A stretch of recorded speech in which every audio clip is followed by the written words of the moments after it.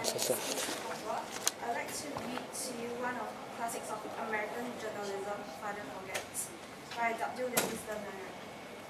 Listen, son, I'm doing this as you lie asleep. I've stolen into your room alone. Just a few minutes ago, as I sat reading my paper in the library, a stifling wave of remorse swept over me. Guiltily, I came to your bedside. There are things I was thinking. I'd been cross to you and scolded you as you were dressing for school because you gave your face merely a dab with a towel. I took you to task for not cleaning your shoes. At breakfast, I found fault too. You spilled things, you gulped down your food, you put your elbows on the table. Then it began all over again in the late afternoon. Imagine that, son, from your father. Do you remember later, when I was reading in the library, how you came in timidly with a sort of hurt look on your eyes? When I glanced up over my paper, impatient at the interruption, you hesitated at the door. What is it you want? I snapped. Well, son, you said nothing, but ran across in one tempestuous plunge and threw your arms around my neck and kissed me. And your small arms tightened with an affection that God had set blooming in me, and which even neglect could not wither. Well, son, it was shortly afterwards that my paper slipped from my hands and a terrible, sickening fear came over me. What has habit been doing to me? The habit of finding fault, of reckoning. There was so much that was good and fine and true in your character. The little heart of you is as big as the dawn itself over the white roofs. Well, that short passage, though short, but it holds a lot of content. It truly reflects the world that we live in right now.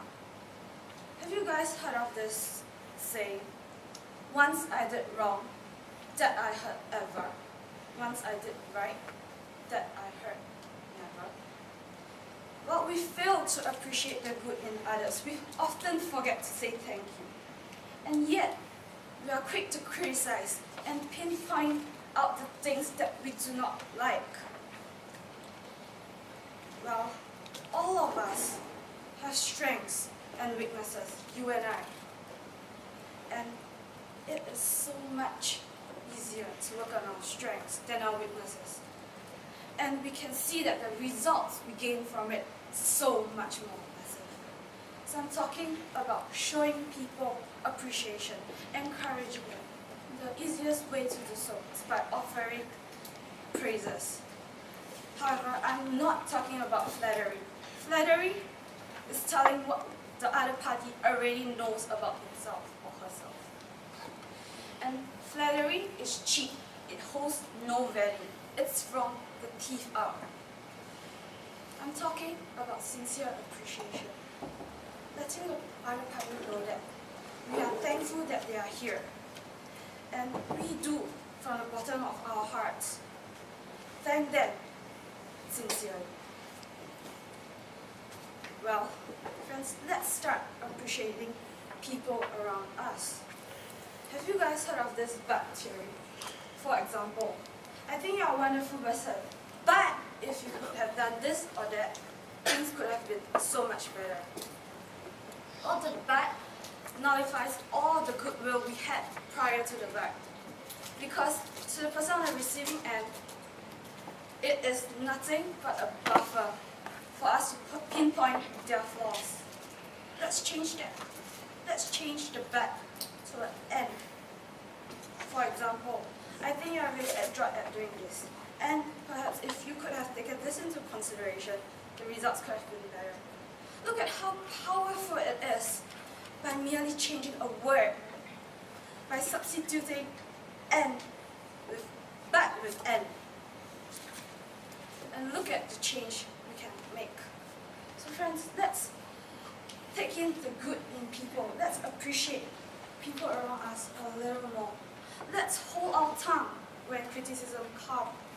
And let's put ourselves in their shoes. Because if you guys had their upbringing, or if you guys had been through whatever they had been through, or thrown into the situation where they are in, most probably you and I would have made the same decision, or have done the same thing. Friends, our world is defined by our words. It's not defined by the economic crisis, not defined by America's next course of action, neither is it defined by China's growth. It is defined by our interaction with the people around us. It is defined by our actions. So friends, let's start appreciating the people around us a little more. Perhaps we are not very accustomed to give out sayings of kindness, but let's start small. Let's take baby steps. Let's start by saying thank you more often. And let's start by giving our smiles to others, even when they are too tired or too worn out to give us theirs. Let's start by stop pinpointing out the flaws in others, and let's start by acknowledging the good in them. So friends, I would like to end off by this quote by Dr. Samuel Johnson. God himself, sir, does not propose to judge man until the end of his days. So why should we? Thank you.